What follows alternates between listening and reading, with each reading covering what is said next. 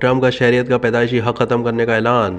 امریکہ کے نومنتخب صدر Donald Trump نے اعلان کیا ہے کہ وہ 20 جنوری کو عہدہ سنبھالنے کے بعد حکومتی انتظامات میں بڑی تبدیلیاں کریں گے، جن میں پیدائشی امریکی شہریت کا خاتمہ بھی شامل ہے۔ خیال ہے کہ امریکہ دنیا کے ان چند ترقی یافتہ ممالک میں شامل ہے جہاں والدین کی شہریت کسی بھی ملک کی ہو، لیکن اگر ان کا بچہ امریکہ میں پیدا ہوگا تو اس بچے کو فوری امریکی شہریت مل جاتی ہے۔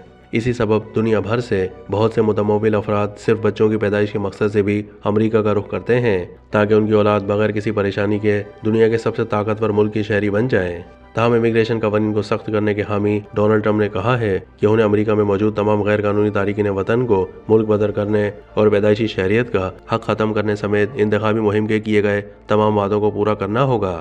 میڈیا رپورٹس کے مطابق ایک حالیہ انٹرویو کے دوران اس سوال کے جواب میں کہ کیا وہ اپنی مدت کے دوران اگلے 4 سال میں غیر قانونی طور پر مقیم افراد کو ملک بدر کرنے کا ارادہ رکھتے ہیں، تو نو منتخب صدر ڈونلڈ ٹرمپ نے کہا کہ ایسا کرنا پڑے گا۔